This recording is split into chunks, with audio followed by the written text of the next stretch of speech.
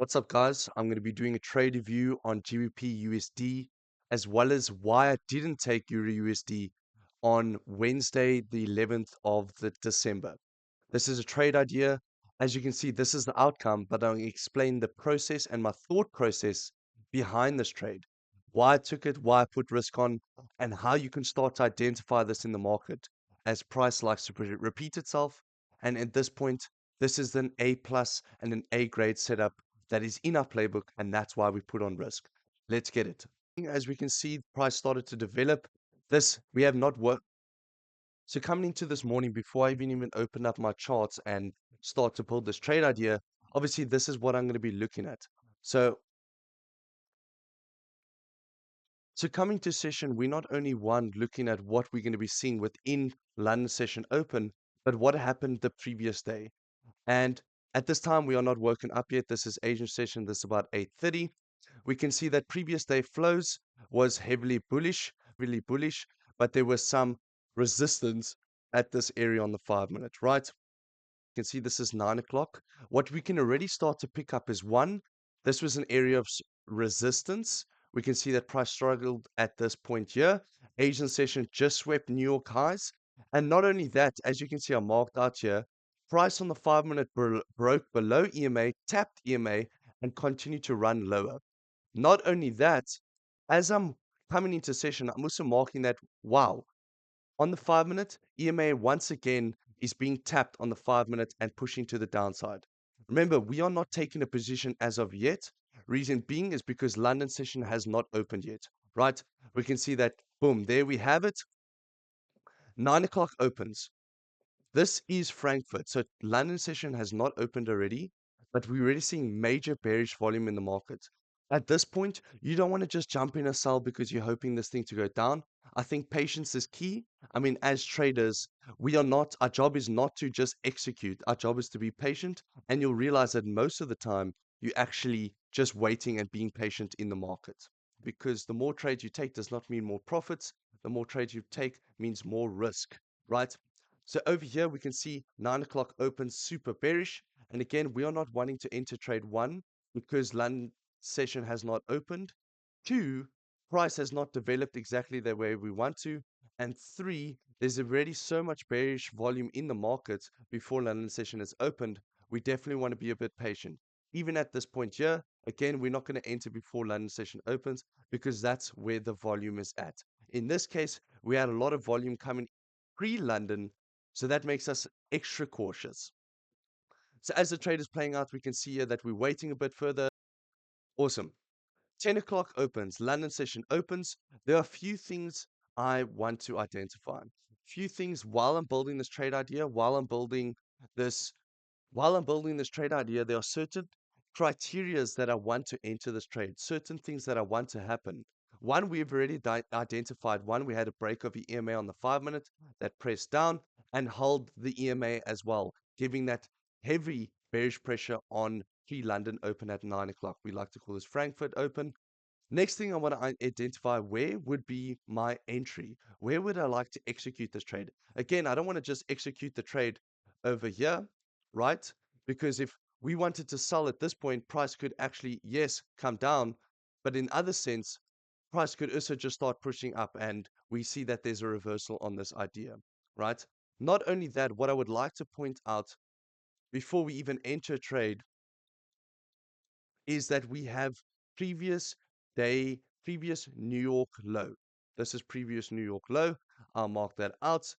And we have not swept that. That's a good indication, meaning price can still sweep that coming into London session. This is an area that I would like to see price come down, see something in action like this. London session, sweep this low, sweep the previous New York low, and then potentially start buying back up. But ideally, we first want to see if we can grab an entry, again, being risk averse and patient with this trade.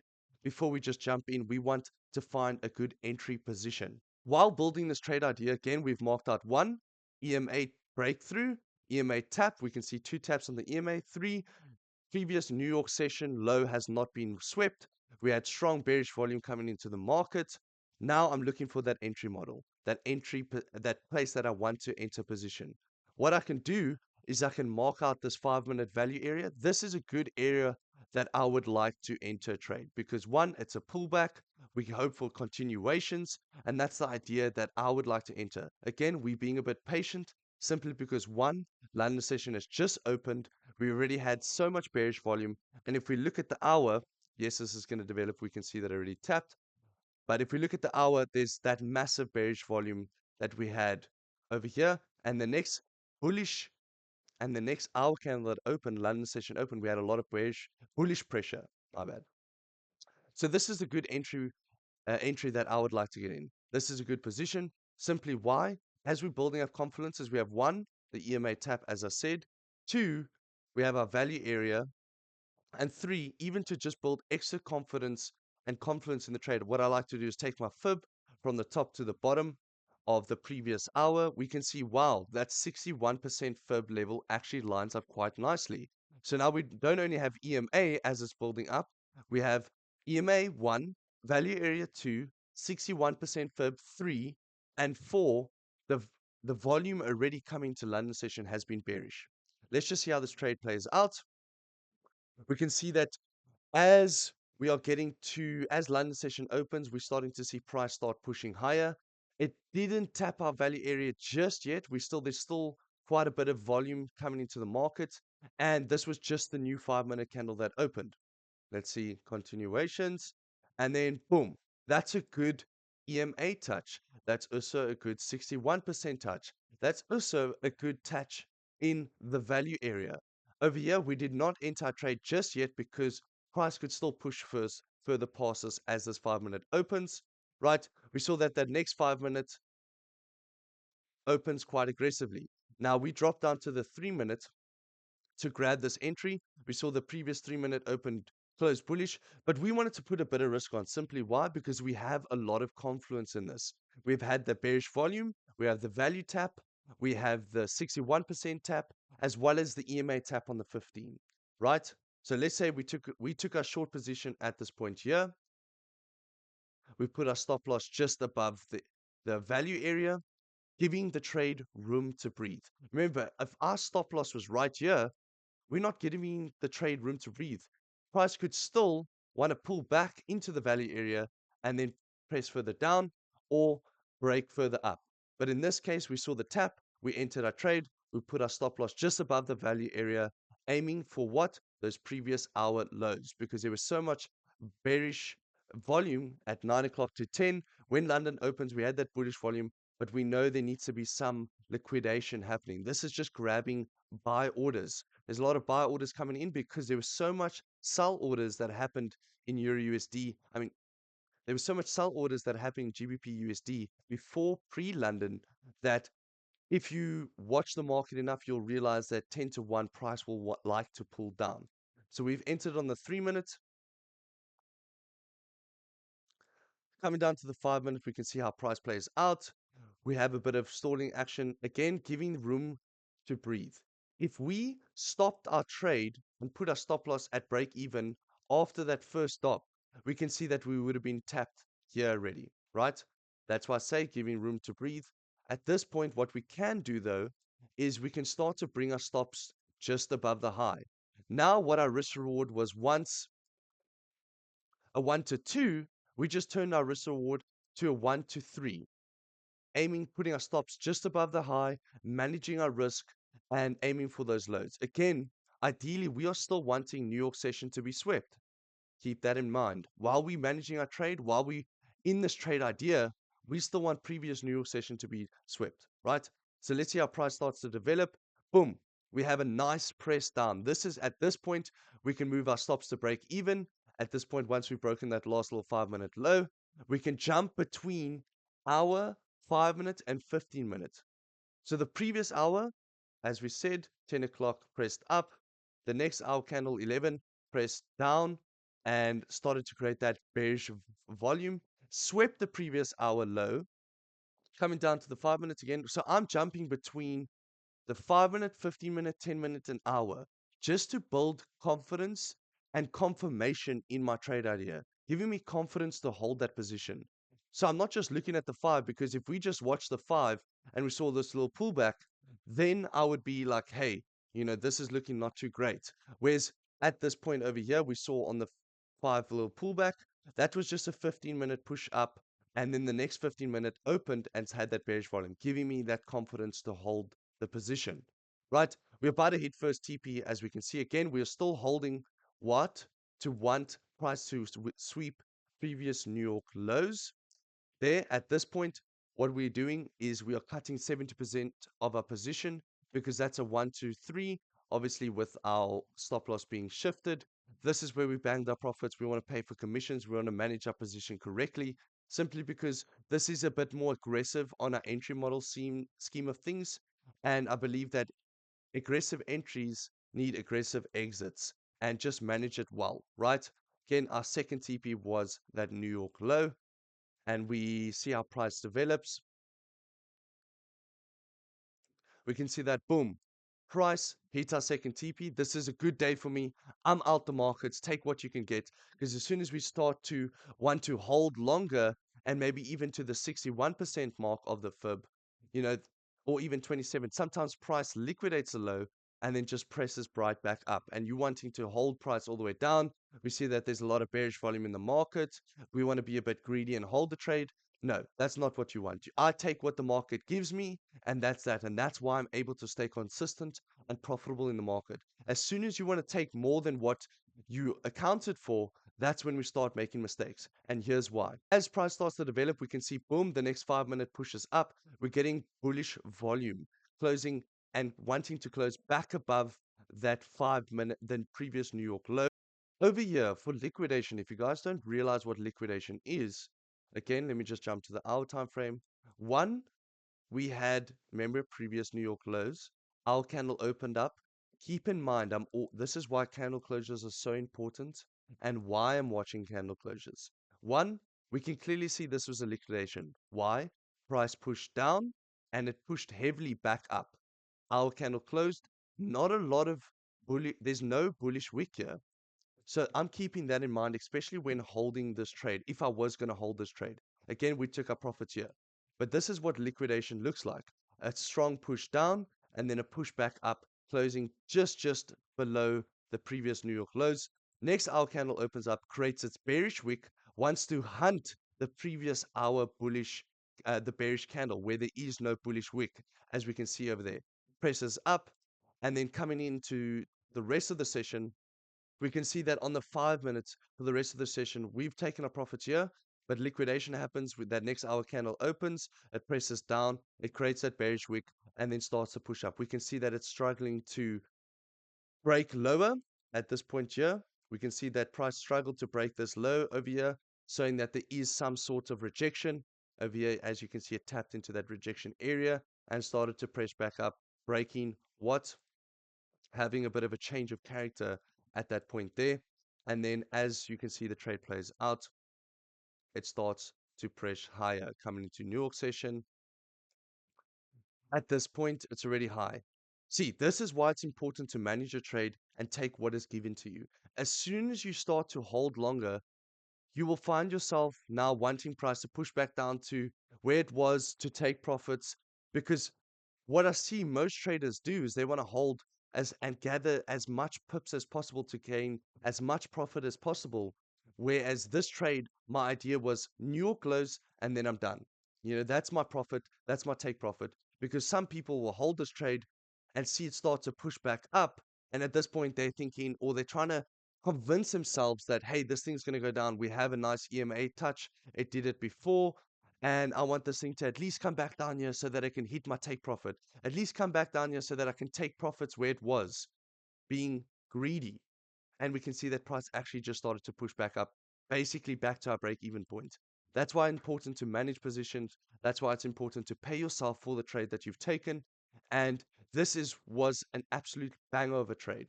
This was exactly what we look for in the market. Not every day is going to look like this. Not every day is going to be so perfect. Keep that in mind. Some days it's going to be a bit more messy. But this is when I see setups like this, because I built up a playbook with my solid trades, my trades that I know work. These are trades that I'm willing to put a bit more risk on. These are trades that I'm willing to hold confidence on because I've seen that it's worked out before. Hope you guys learned something.